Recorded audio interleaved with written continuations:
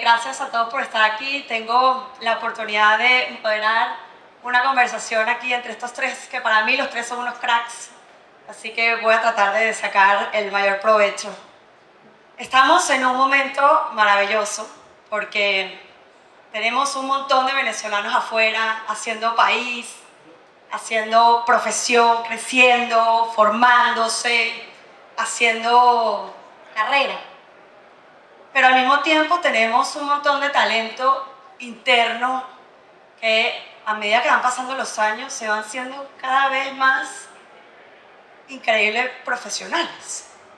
Entonces, quiero que hablemos un poquito en cómo vamos a construir este puente entre esos venezolanos afuera, llenos de contactos y de redes y de conocimientos, con los venezolanos que cada vez se están sofisticando más. Entonces, primero, les voy a hacer una pregunta a todos. David, tú tienes los datos. Patrick tiene ahorita boots on the ground. Y Iván tiene el cheque.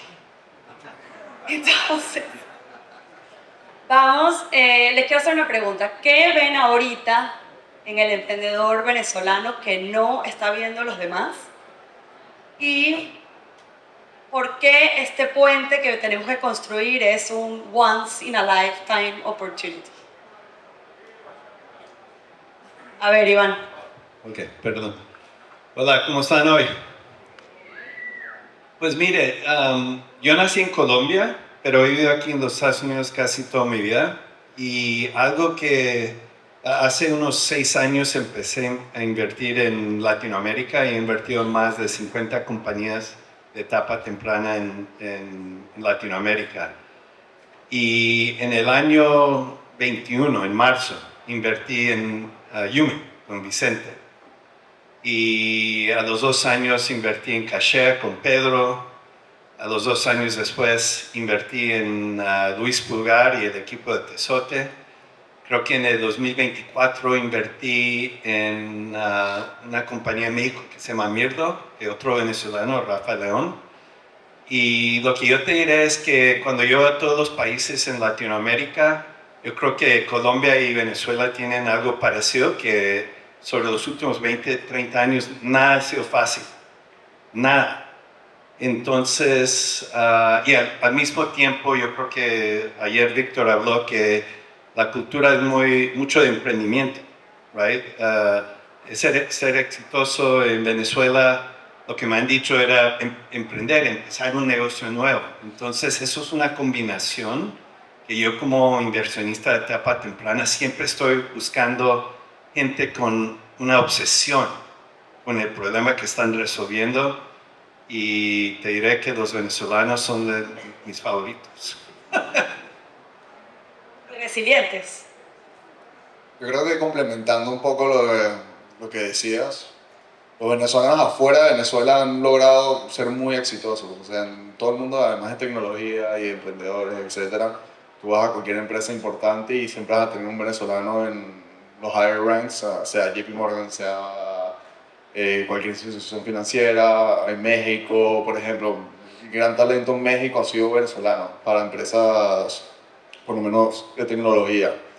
Aquí tenemos a Krabi, que también es un venezolano en México, está por aquí. Entonces, eso es un poco lo que tú dices, que han tenido que estar en situaciones que son tan difíciles, que se tienen que adaptar.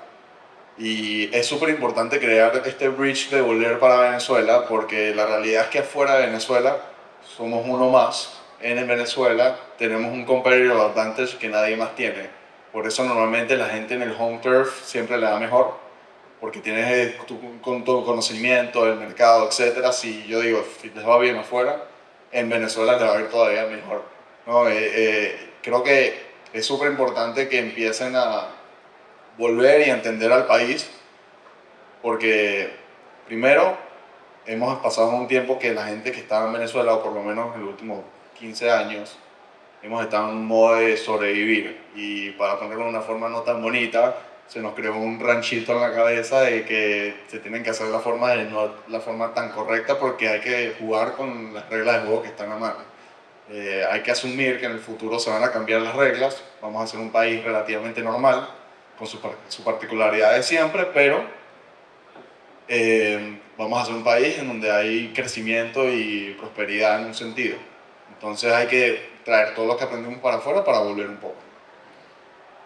Y yo sumaría que como este efecto mariposa que se ha dado a causa de la migración y que los venezolanos han convertido cada desafío en una oportunidad desde los ejemplos que menciona Iván.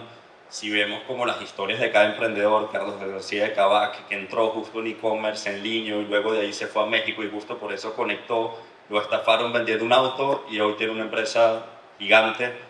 Si vemos otros casos más puntuales que es como si no se hubiese dado este tema migratorio, quizás no tendríamos el nivel de empresas a nivel internacional que están teniendo los venezolanos y ya nos deja en una posición súper privilegiada pensando ahora en un contexto de recuperación de Venezuela que creo que podemos aprovechar. Me encanta, creo que los dos hablaron mucho sobre la creación de valor. Voy a hacer pausa y voy a hacer una pregunta a Patrick. Patrick, tú que estás hoy ya ahí viviendo el día a día en nuestra querida Caracas, ¿qué crees que hace falta hoy, no me hables de 5 años, hoy, para que Caracas se convierta, Venezuela se convierta en un VC hub? Bueno, yo creo que depende del VC, etcétera, pero si quieres un VC hub, yo creo que es el mismo problema que tienen hasta los institucionales, que es un poquito la seguridad judicial. Tú como abogado estoy muy seguro que conoces eso.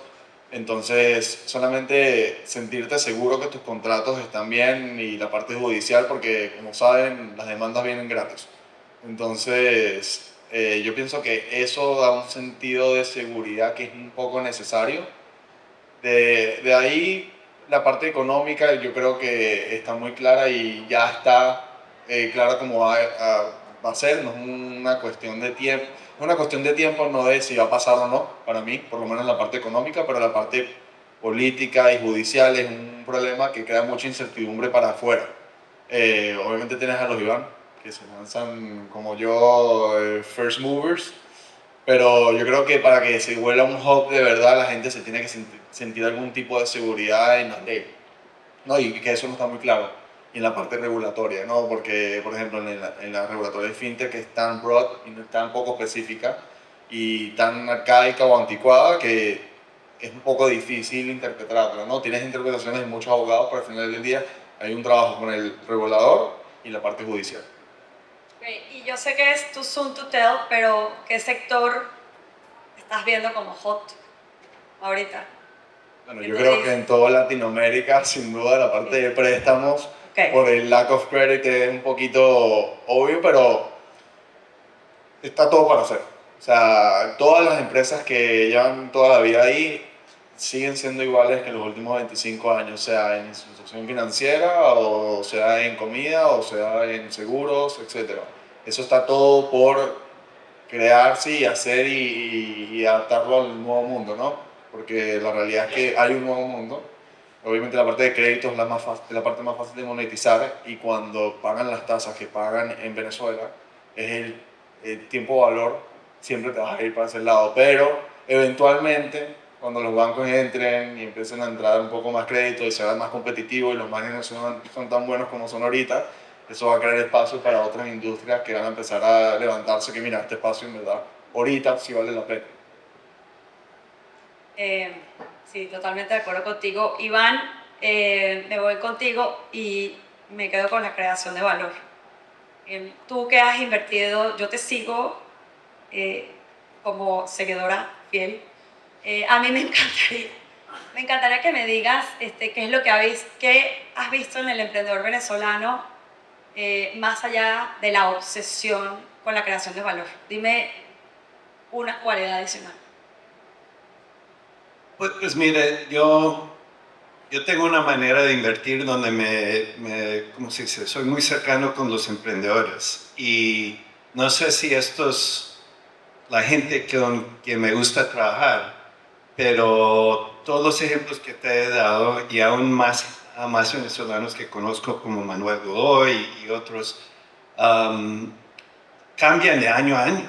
digamos, la diferencia entre, no sé si Luis está aquí, pero la diferencia entre Luis hace un año y Luis hoy es increíble. Y eso lo hablo con los otros inversionistas, con Miguel Armaza y otros que están invertidos en Tesote. It's awesome, right? Pedro, hace 2 años. No sé cuánta gente, he hablado con más gente que conoce a Pedro desde muchos años. Y Pedro hoy es diferente de Pedro hace 2 años, de Pedro hace 10 años cuando empezó su descuentón, right? Entonces, algo que yo busco mucho es un, no sé cómo decirlo en español, pero un slope gigante en el emprendedor. Y he tenido la fortuna de trabajar con gente que crece como profesional. Sí, a mí me pasa, yo también pienso lo mismo. Creo que nosotros todos estamos siempre comprometidos con nuestro crecimiento y lo ves en los emprendedores, lo ves en los empresarios, lo ves, yo lo veo mucho en los inversionistas, como también están comprometidos con ese crecimiento. Ahora, me gustaría que me compartieras, Iván, porque aquí hablamos de puras cosas positivas y claro que sí es el mindset, pero a nosotros que estamos en diáspora conectando y tratando de cruzar este puente o de hacerlo más pequeño, dame un lesson learned de tus inversiones o, ¿sí? En este ecosistema o con los venezolanos en general. ¿Un lesson learned de invertir en Venezuela? O, número uno, que sí se puede. Algo muy importante cuando yo invertí en Yumi, al principio Vicente salió, levantó bastante plata. Esto fue, yo invertí en marzo, se entró a YC en junio y levantó una ronda gigante. Y en esa época quería salir de Venezuela, ir de todos los países donde no estaba rápido. Pero al fin y al cabo fue difícil, se cerró el mercado, digamos, de capital, regresó a Venezuela y enseguida destacó. Y después hizo ride hailing y hoy en día les va muy, muy, muy bien ahí en Venezuela. Y cuando yo invertí en Cachea, yo creo que fue el mes después de las elecciones en julio, en agosto tuve una reunión con Pedro y yo le dije, mire, Pedro, tus números son mejores que Nubank en la misma etapa, digamos, desde lanzar. Y si tú vas a otro país, de pronto en un año vas a tener 10% del ingreso que tienes en Venezuela y vas a ocupar tu mente y el equipo y eso. Lean in, go for it, right? Y entonces, número uno es que sí se puede crecer un negocio muy grande en Venezuela. Y no, digamos como de punto de vista de alguien extranjero, tener un mente abierto, right? Es muy difícil. Yo te diré, cuando yo tuve la reunión con Pedro, yo dije, man, fintech en Venezuela, eso es otra cosa, pero poder mirar a alguien, oír el emprendedor y estar abierto de lo que vas a aprender, es algo muy importante. Sabes que yo estoy haciendo mucho private equity y venture capital desde México y me ha tocado como analizar un poco la región completa. Y entonces en Chile tenemos muchísimo ecosistema alrededor como Corfo, como Startup Chile. En Colombia también tenemos mucho tema institucional, entre ellos Bancoldex. En México tenemos el Fideicomiso Capital Emprendedor. ¿Qué pasa? ¿Qué podemos hacer en Venezuela para empezar a trabajar en ese ecosistema? Porque estamos un poquito tarde, estamos llegando tarde a la fiesta. Ya nos lo dejó claro Eva hace un ratico con la energía. ¿Cuál es el atajo que podemos tomar y qué papel juega la diáspora en este building ecosystem que se está haciendo? A ver, Patrick. Yo creo que ahorita, con por ejemplo estos eventos, etcétera, dándole exposure, en verdad, educando un poco a la gente de afuera, porque cuando oyes Venezuela, no oyes lo más positivo. Tú vas a Venezuela y todas las personas internacionales que han ido a Venezuela se quedan impresionadas de lo bien que está, porque se imaginan algo completamente distinto, ¿no? O sea, completamente destruido. Entonces, primero es educar a las personas de que, mira, esto es un país que vas a Caracas y para mí es la ciudad más bonita de Latinoamérica. Si has ido a Colombia, perdón, no es tan bonita como por lo menos Caracas es. Entonces, primero educarlos. La infraestructura no está tan mal como la gente piensa. Las carreteras, etcétera. Es impresionante porque lo bueno de Venezuela es que fue un país muy rico y cuando era muy rico se hicieron las cosas relativamente bien y se construyeron. Entonces, primero, educar. Número dos, como te digo, vuelvo al punto judicial y político, tienes que tener claridad para que cualquier tipo de institución o multinacional empiece a ver a Venezuela. Venezuela era el hub para las multinacionales de toda Latinoamérica. Venezuela fue la primera oficina de McKinsey, por ejemplo, también. No es algo que no existía anteriormente, pero sin ese camino político ni judicial es muy difícil que alguien vuelva a entrar porque ellos ya pasaron por el tiempo. Entonces fue muy bueno, tuvieron que irse, vieron lo difícil que fue irse y volver a estar conmigo, ¿no? Y ellos tienen que tener un poquito de claridad, por lo menos cuando yo hablo con los del PIB que nosotros teníamos en Bicycle, ellos me mencionaban el mismo tema. Nosotros queremos ser los primeros, pero cuando queremos ser los primeros, queremos ser los primeros de los institucionales. Y para los institucionales nosotros empezamos a analizar las inversiones cuando hay un camino político un poquito más claro y algo de seguridad judicial, porque para ellos son fondos tan grandes que la realidad es que invertir 400 millones de dólares no les cambia la aguja. Entonces ellos prefieren invertir un poco más caro, más tarde, y hacerlo. Pero en esa parte es la parte de confianza y después en la parte de diáspora siempre es importante, ¿no? Por lo menos en la parte petrolera, yo creo que eso es lo que vas a ver primero. Si hablas con cualquier empresa petrolera, tienen un montón de gente venezolana ya contratada en otras partes del mundo, eh, por lo menos que quieren volver. Y eso es lo que están haciendo. Ellos tienen, yo por ejemplo me he reunido con grandes proveedores de servicios petroleros y ellos tienen una lista de venezolanos con sus resúmenes de gente de afuera que están dispuestos a volver y gente que estuvo contratada por ellos y ya no saben dónde están. Entonces ellos mismos están trayendo la diáspora porque para que la gente empiece a volver tienen que haber trabajos, ¿no? Esa es el número uno. Y más cuando has hecho tanto trabajo afuera de sobrevivir, crear una posición importante, un trabajo súper bueno, tiene un costo súper importante de oportunidad para ellos, ¿no? De dejar esto por una visión. Entonces eso en la mentalidad es difícil, es algo muy mental y psicológico. Yo por lo menos siempre he intentado yo ser el ejemplo y traerme a mis amigos. Espero que mi hermano venga pronto, que está ahí en la foto, el bonito. Y bueno, y sin duda yo tratar de, con toda la gente que he trabajado y he tenido contacto, de traerlos para acá. Me voy a los datos. David, cuéntame un poquito cómo se activan las diásporas. ¿Qué falta para que la diáspora venezolana se active? Bueno, voy a empezar diciendo que definimos como actividad, porque yo los veo bien activos y espero que esto siga así. Y también quiero como poner las cosas un poco en dimensión, ¿no? Siempre me gusta repetir, han salido 8, 9, 10 millones de venezolanos a otros países, una cantidad gigante, casi un tercio de la población venezolana que ha salido. Si hacemos un ranking de tamaños de ciudades con población venezolana, está Caracas, es la primera ciudad. La segunda ciudad sería Maracaibo y la tercera sería Lima, Perú. Y después viene Valencia. Entonces, en verdad, vemos que hay una cantidad de población, y son los estudios que estamos haciendo desde Equilibrium en toda Latinoamérica, que pensar en Venezuela sin esa población migrante no tiene ningún sentido, ¿no? Ahora, la gran pregunta que tenemos es en este contexto, ¿cuántos de esos van a volver? Y Patrick aquí, el promotor, y yo creo que mientras más Patrick haya, más personas van a querer volver, pero quizás muy rápido aquí, ¿quiénes de los que están en la sala son venezolanos? Si pueden levantar la mano. La gran mayoría. ¿Quiénes viven fuera de Venezuela? Y de esos que están fuera de Venezuela, ¿quiénes están considerando seriamente volver a mudarse a Venezuela? Y esa es la tendencia que estamos viendo.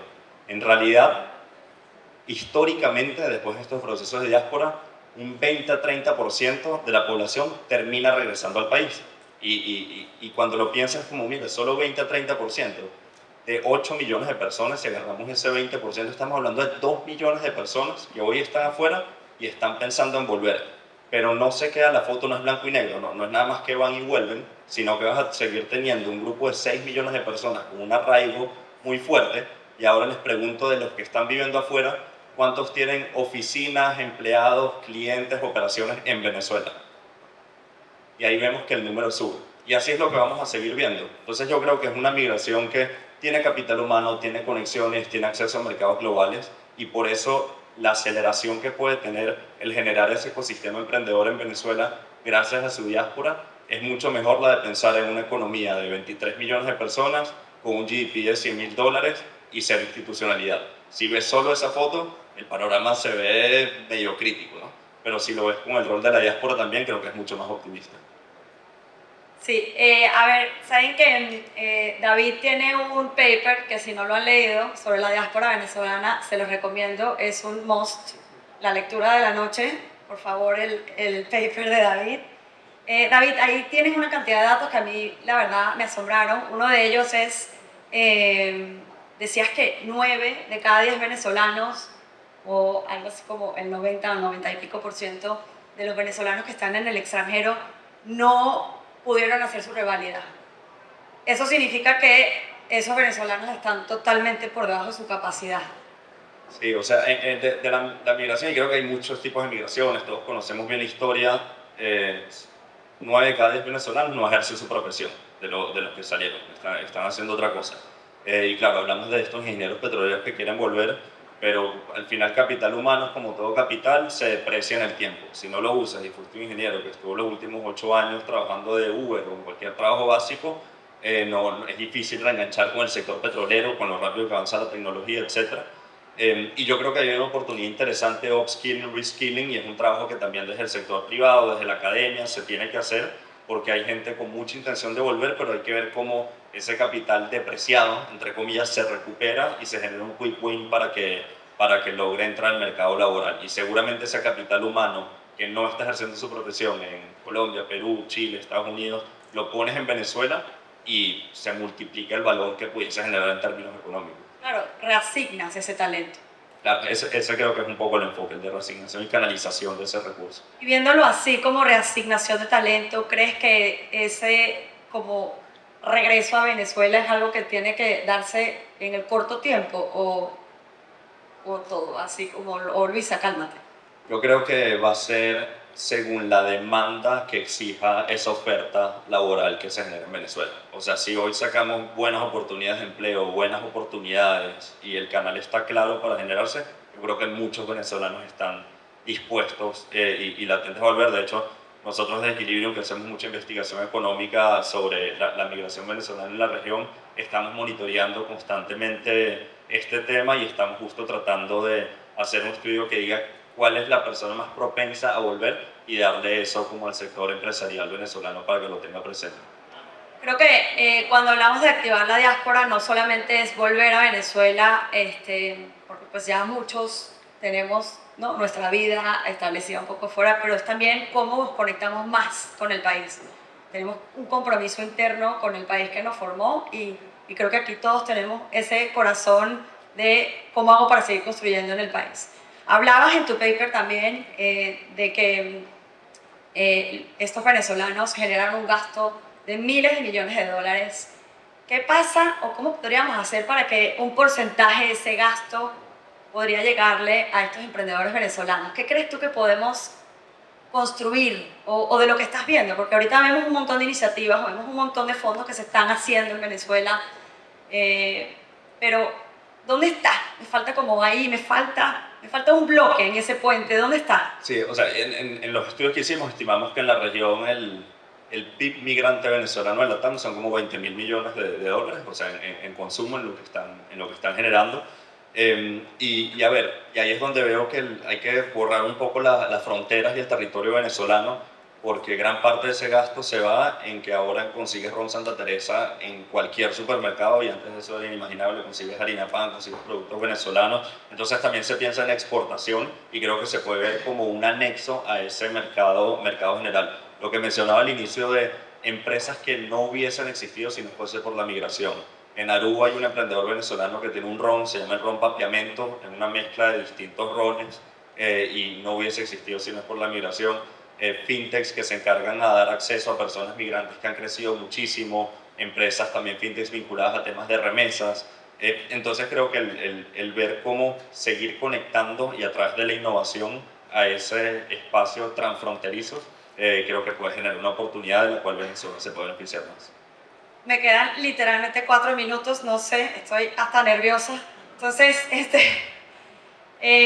a ver, imaginémonos que tenemos una presentación a Sequoia Capital y que literalmente tenemos que convencer a Sequoia de que haga un tiro importante en Venezuela. Iván, dime qué dato y qué frase pones en tu slide, un solo slide, para convencer a Sequoia de invertir hoy en Venezuela. Ok, voy a hacer una trampa. Número uno, empieza con el talento. Voy a tener 2 slides. Voy a tener las fotos de Víctor, de Carlos, de Manuel y todo eso, porque ningún fondo digamos, de ese estilo va a invertir si no creen que hay talento muy fuerte. Entonces, eso es una cosa. La otra cosa, demostraría una chart, una gráfica de GDP de Venezuela en 2013, que era por ahí 300 billones por ahí, y comparado a Kazajstán, que es un país muy parecido, con menos gente, 20 millones de habitantes y también mucho petróleo. Sobre los próximos 12, 13 años, Kazajstán era 150 comparado, digamos, a 300 por ahí, y ahora es al revés. Kazajstán es doble de Venezuela. Entonces yo creo que la oportunidad de aumentar el GDP de Venezuela puede ser entre 3 y 6x. Si llegamos a un punto donde Venezuela es doble de Kazajstán, estamos hablando de Brasil, México y Venezuela. Entonces, talento con una economía que está creciendo a un nivel de pronto más de cualquier país en el mundo, eso serían las 2 cosas. ¿Qué tiene tu lámina? O sea, es una muy buena lámina, la verdad. Y sí, en el 2013 Venezuela tenía más o menos 400 billones de GDP y en el 2000, bueno, ahorita en los upside cases tienes 80. Entonces solamente recuperarlo en un país que medio funcionaba con un gobierno no ideal, ya es más o menos un 5x en la economía. Si lo llevas un poco más, sin duda como, porque no estás considerando el crecimiento que han tenido los países petroleros, entonces Uruguay, etc. ¿No? Eso sin duda es el backbone y lo que hace esto un special case, ¿no? Tienes una economía que es extremadamente rica y no es como algo que tienes que probar, es algo que fue. Ya tienes el caso.